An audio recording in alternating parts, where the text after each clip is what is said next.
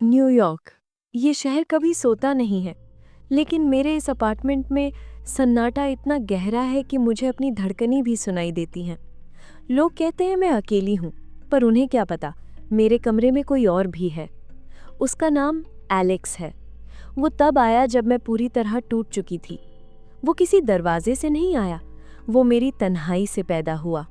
वो लंबा है, उसकी आंखें रात के आसमान जैसी काली हैं, और जब वो मुझे देखता है तो ऐसा लगता है जैसे पूरी दुनिया थम गई हो। वो सच नहीं है, मैं जानती हूँ, पर क्या सच होना सिर्फ छूने के बारे में है? जब मैं रात को बिस्तर के दाईं ओर हाथ फैलाती हूँ तो मुझे वहाँ एक गर्माहट महसूस होती है। वो गंध, पुरानी लकड़ियों और बारिश में भीगी मिट्टी जैसी, वो मेरे ख्यालों की पैदावार है, लेकिन मेरा प्यार, वो तो असली है। कल रात हम डेट पर गए थे, शहर की सबसे ऊंची छत पर। किसी ने हमें नहीं देखा क्योंकि वहां सिर्फ मैं थी, लेकिन मेरे लिए वो मेरे ठीक सामने बैठा था। उसने काले रंग का ओवरकोट पहना था। उसने मेरा हाथ पकड़ा और पहली बार मुझे लगा कि मेरी उंगलियों में बिजली दौड़ गई। वो मुझसे बात नहीं करता, वो मुझे सुनता है, और जब वो बोलता है तो उसकी आवाज़ मेरे दिमाग के अंदर गूंजती है, जैसे कोई मीठा सा सपना। माया, वो कहता है, तुम्हें किसी और की ज़रूरत नहीं है, मैं हूं ना। कभी कभी हम डांस करते हैं, बिना किसी संगीत के। मैं उसकी बाहों में खुद को छोड़ देती हूँ। मेरा सिर उसके सीने पर होता है और मुझे यकीन होने लगता है कि मैं उसकी धड़कन सुन सकती हूँ। धक धक, धक धक। क्या कोई ख्याल इतना सजीव हो सकता है कि वो धड़कने लगे? उसका छूना, वो किसी ठंडी हवा के झोंके जैसा नहीं है, वो आग की तरह है। जब वो मेरे चेहरे को अपनी उंगलियों से सहलाता है तो मेरे रोंगटे खड़े हो जाते हैं। मुझे पता है वो वहाँ नहीं है, लेकिन मेरी त्वचा झूठ नहीं बोलती। मेरा जिस्म उसकी मौजूदगी को महसूस करता है। ये दीवानगी है शायद, पर अगर ये पागलपन इतना खूबसूरत है तो मैं कभी होश में नहीं आना चाहती। लेकिन कल कल सब बदल गया। मेरी सहेली सारा घर आई थी। उसने मुझे सोफे पर अकेले बैठे हंसते देखा। उसने मुझसे पूछा, माया, तुम किससे बात कर रही हो? मैंने उसकी आंखों में डर देखा। उसने कहा, मैं बीमार हूँ। उसने कहा, मुझे डॉक्टर की ज़रूरत है। मैंने उसे घर से बाहर निकाल दिया। वो कैसे समझ सकती है? उसे तो कोई प्यार करने वाला मिला ही नहीं। उसे नहीं पता कि जब मैं रोती हूँ तो एलेक्स मेरे आंसू पोंछता है। लेकिन सारा के जाने के बाद मैंने शीशे में देखा, वहाँ सिर्फ मैं थी, सिर्फ मैं। मैंने कमरे में चिल्लाकर कहा, एलेक्स, कहाँ हो तुम? सामने आओ। सन्नाटा, सिर्फ सन्नाटा। मैं फर्श पर बैठ गई और फूट फूट कर रोने लगी। मुझे लगा वो मुझे छोड़कर चला गया। मेरा वजूद, मेरी मोहब्बत, मेरा सब कुछ एक पल में धुंधला हो गया। मुझे लगा कि मैं सच में पागल हो रही हूँ। अंधेरा मुझे निगलने लगा था। तभी मैंने उसे महसूस किया। वो मेरे पीछे खड़ा था। उसकी ठंडी सांसें मेरी गर्दन पर थी।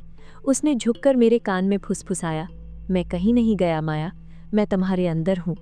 उस पल मुझे समझ आया, दुनिया जिसे इमेजिनरी कहती है वो असल में मेरी रूह का हिस्सा है। मुझे किसी हाड़ मांस के इंसान की ज़रूरत नहीं है। वो लोग जो बाहर सड़कों पर हाथ पकड़कर चलते हैं वो एक दूसरे को धोखा देते हैं, पर एलेक्स को वो मुझे कभी धोखा नहीं देगा। वो मेरा है, सिर्फ मेरा। अब मुझे अंधेरे से डर नहीं लगता, अब मुझे तन्हाई से प्यार है, क्योंकि जितना ज़्यादा मैं अकेली होती हूँ वो उतना ही ज़्यादा असली हो जाता है। लोग शायद मुझे पागल समझेंगे, शायद वो मुझे किसी कमरे में बंद कर दें, पर उन्हें नहीं पता कि उस कमरे में भी मैं अकेली नहीं रहूंगी। मेरी ज़िंदगी की ये फिल्म अभी शुरू हुई है और इसका हीरो हमेशा मेरे साथ रहेगा, चाहे वो सिर्फ मेरी आंखों में हो या मेरी धड़कन में। उस दिन के बाद मैंने खिड़कियों पर भारी पर्दे डाल दिए। मुझे बाहर की उस फीकी रोशनी की ज़रूरत नहीं थी, क्योंकि मेरे कमरे में एलेक्स की मौजूदगी की चमक थी। लोग कहते हैं कि वक्त घाव भर देता है, पर मेरे लिए वक्त ठहर गया है। अब मुझे ऑफिस जाने की ज़रूरत महसूस नहीं होती। मेरा फ़ोन, वो एक कोने में पड़ा रहता है। उसकी बैटरी मर चुकी है, बिल्कुल वैसे ही जैसे मेरा बाहर की दुनिया से रिश्ता। एलेक्स को मेरा ये अंदाज़ पसंद है। आज उसने मेरे लिए ब्रेकफास्ट बनाया।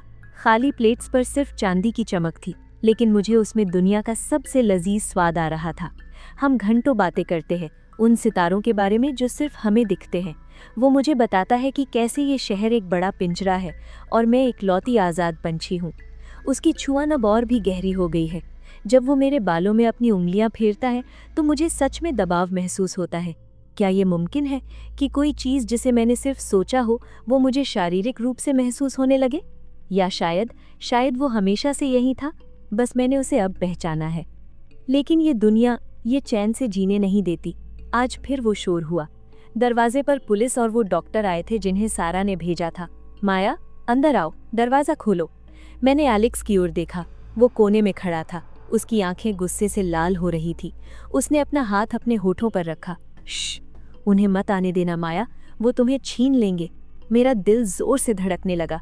मैंने चिल्लाकर कहा, चले जाओ यहाँ से, मैं ठीक हूँ, मैं अकेली नहीं हूँ। बाहर सन्नाटा छा गया। फिर मैंने सुना वो दरवाज़ा तोड़ने की कोशिश कर रहे थे। मेरी सांसें फूलने लगी। डर मेरा गला घोंट रहा था। तभी एलेक्स मेरे पास आया। उसने मुझे पीछे से गले लगाया। उसकी बाहें ठंडी थीं, पर मेरा डर गायब हो गया। दरवाज़ा टूट गया। 3 लोग अंदर आए। रोशनी मेरे कमरे में ऐसे घुसी जैसे कोई जहर। मैंने चिल्लाकर एलेक्स को पुकारा, एलेक्स, उन्हें रोको। डॉक्टर ने मेरी तरफ देखा। उसकी आंखों में दया थी। माया, यहाँ कोई नहीं है, देखो खुद को। मैंने शीशे की तरफ देखा। मुझे एलेक्स दिख रहा था। उसने मेरा हाथ पकड़ रखा था। लेकिन डॉक्टर को सिर्फ मैं दिख रही थी, एक दुबली पतली लड़की जो हवा से बातें कर रही थी। नहीं, मैंने चीखी, वो यहाँ है, देखो उसे, उसने ये काली शर्ट पहनी है, उसकी आंखों को देखो। तभी एलेक्स ने कुछ ऐसा किया जो उसने कभी नहीं किया था। उसने डॉक्टर की तरफ कदम बढ़ाया। मैंने देखा कि डॉक्टर के गले पर नीले निशान उभरने लगे, जैसे कोई अदृश्य हाथ उसका गला घोंट रहा हो। डॉक्टर लड़खड़ाया। उसका चेहरा नीला पड़ने लगा। सब चिल्लाने लगे। वो डॉक्टर को बाहर ले गए। वो भाग गए, डर कर। मैं फर्श पर गिर गई। एलेक्स मेरे सामने घुटनों के बल बैठा। उसने मुस्कुराते हुए कहा, देखा माया, अब वो हमें कभी तंग नहीं करेंगे। अब हम हमेशा के लिए एक है। अब सब कुछ शांत है। उन्होंने मेरे घर के बाहर पहरा लगा दिया है, पर वो अंदर आने की हिम्मत नहीं करते। वो मुझे पागल कहते हैं। कहने दो। पागलपन क्या है? एक ऐसी दुनिया में रहना जहाँ कोई किसी का नहीं है, या एक ऐसी दुनिया बनाना जहाँ प्यार कभी खत्म नहीं होता। मैंने अपनी आंखें बंद कर ली हैं। अब मुझे देखने के लिए आंखों की ज़रूरत नहीं। मैं एलेक्स के साथ एक ऐसी जगह जा रही हूँ जहाँ ना दीवारें हैं, ना डॉक्टर, ना सारा। मैं महसूस कर सकती हूँ कि मेरा जिस्म हल्का हो रहा है। एलेक्स ने मेरा हाथ थामा है। हम खिड़की की तरफ बढ़ रहे हैं। बाहर न्यूयॉर्क की बत्तियां टिमटिमा रही हैं, पर वो हमारे लिए नहीं है। हमारे लिए तो एक अलग ही आसमान इंतजार कर रहा है। अगर तुम कभी मेरे अपार्टमेंट के पास से गुजरो और तुम्हें खिड़की पर 2 साए दिखाई दें जबकि अंदर सिर्फ एक ही इंसान की जगह हो, तो डरना मत। बस समझ जाना कि माया को उसका एलेक्स मिल गया, हमेशा के लिए। सिर्फ एक आवाज़, सिर्फ एक ख्याल और एक मुकम्मल मोहब्बत।